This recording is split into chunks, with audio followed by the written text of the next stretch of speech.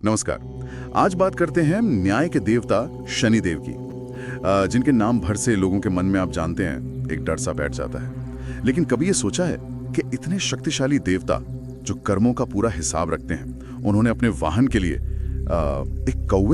एक साधारण कौवे को क्यों चुना?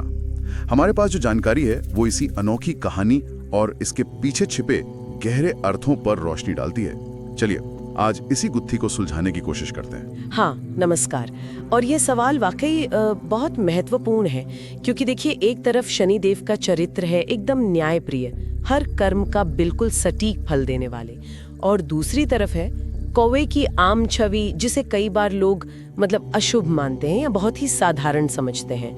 पहली नजर में ये मेल थोड़ा कह सकते हैं अटपटा लगता है, लेकिन जैसा कि आपने कहा, जो स्रोत हमारे पास है वो बताते हैं कि इस चुनाव के पीछे गहरे आध्यात्मिक और प्रतीकात्मक कारण है। वो शनिदेव के स्वभाव को ही दर्शाते हैं। अच्छा, तो शनिदेव के बारे में जो मूल जानकारी है वो क्या है? हम जानते हैं कि वो सूर्यदेव और देवी छाया के पुत्र हैं। उनका जन्म भी तपस्या और कठोर अनुशासन के माहौल में हुआ। उनकी दृष्टि को कर्मों का आईना कहा जाता है। ऐसी दृष्टि जो कहते हैं भाग्य बदल सकती है। वो न्याय करते समय धैर्य और विवेक से काम लेते हैं। किसी का पद या धन नहीं देखते। राजा को रंक और रंक को राजा बना सकते हैं। लेकिन ये सब जानने के बाद भी वो सवाल तो रहता ही है, कौवा ही क्यों? बिल्कुल। और यहीं पर कौवे का जो पारंपरिक महत्व है उसे समझना जरूरी हो जाता है। सामग्री इस बात पर जोर देती है कि भारतीय संस्कृति में कौवा सिर्फ एक पक्षी नहीं है, उसे पितरों का प्रतीक माना गया है। आपने देखा होगा, श्राद्ध पक्ष में कौवों को भोजन कराया जाता है पितरों को तृप्त करने के लिए। साथ ही ये पक्षी वैराग्य का प्रतीक है, सावधानी का, गहरी नजर रखने का और दूर से ही स्थिति को भांप लेने का भी प्रतीक है। और एक और दिलचस्प बात है, कौवा सर्वाहारी होता है, मतलब वो शाकाहारी या मांसाहारी होने की किसी एक अति पर नहीं जाता, एक तरह का संतुलन दिखाता है, जो शनिदेव के न्यायपूर्ण स्वभाव से आप देखें तो काफी मिलता जुलता है। ये तो हुई कौवे के बारे में सांस्कृतिक मान्यताएं और उसके गुण। लेकिन क्या कोई खास कहानी भी है जो सीधे शनिदेव और कौवे को जोड़ती है? हाँ बिल्कुल, एक बहुत ही मार्मिक कथा का जिक्र मिलता है इसमें। कथा के अनुसार जब शनिदेव कठोर तपस्या करने के लिए वन में जा रहे थे, तो रास्ते में गर्मी और थकान से उनकी हालत बहुत खराब हो गई। वो लगभग बेसुध से हो गए थे। जहाँ दूसरे कई पक्षी थे वो शायद गर्मी से परेशान होकर उड़ गए, लेकिन एक कौवा पेड़ से नीचे उतरा। उसने न सिर्फ अपने पंखों से शनिदेव को छाया दी, बल्कि अपनी चोंच में पानी भरकर लाया और उन्हें पिलाया भी। अरे वाह! मतलब जब कोई आसपास नहीं था, तब एक इतने साधारण से दिखने वाले कौवे ने, वो भी बिना किसी स्वार्थ के, उनकी सेवा की। बिल्कुल सही कहा आपने। ये सेवा पूरी तरह निस्वार्थ थी, कोई अपेक्षा नहीं थी। और जब शनिदेव ने अपनी आंखें खोली तो उन्होंने देखा कि उनकी मदद करने वाला कोई देवता या कोई बड़ा प्राणी नहीं, बल्कि एक छोटा सा कौवा है। विवरण में बताया गया है कि शनिदेव उसकी सेवा भावना से इतने प्रसन्न हुए कि उन्होंने कहा, तुमने किसी भक्त की तरह नहीं, बल्कि धर्म के एक सच्चे सेवक की तरह मेरा साथ दिया है।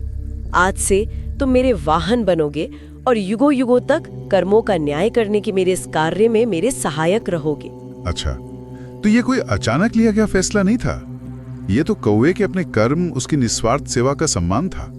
इसका तो बहुत गहरा मतलब निकलता है फिर। निश्चित रूप से। और यहाँ ये समझना भी जरूरी है कि कौवे का जो स्वभाव है वो शनिदेव के अपने गुणों से कैसे मेल खाता है। जैसे देखिए, कौवा हर समय चौकन्ना रहता है ना, अपनी पैनी नजर से सब कुछ देखता रहता है। वैसे ही शनिदेव भी सृष्टि के हर कर्म पर, हर गतिविधि पर बारीकी से नजर रखते हैं। फिर कौवे की आवाज वो कर्कश होती है, थोड़ी कड़वी लगती है।